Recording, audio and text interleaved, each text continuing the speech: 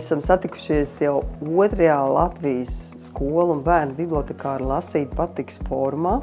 Fórums ir skolu un bērnu bibliotekāriem. Un tā ideja ir pulcināt kopā skolu bibliotekārus un bērnu bibliotekārus 2 iemeslu pēc.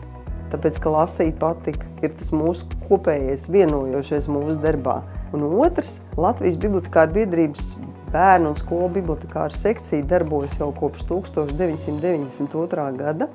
Un tā tradīcija kopā būt skolu un bērnu bibliotekāriem, viņi ir tātad jau ilgus gadus. Man liekas, tā ir reāla forma, kā sadarboties, iepazīt viens otram.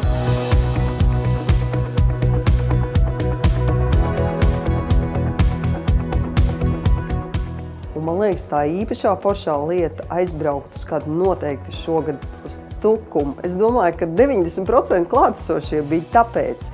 Un es arī dzirdēju, kafijas pauzē kolēģis teica, ka Dievs, te ir tik daudz, ko Tukumā dari. Es noteikti te braukšu ar bērniem un ģimeni un audzēkņiem.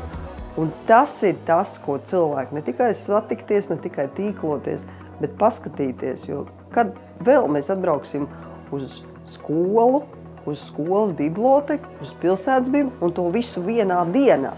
Kad vēl?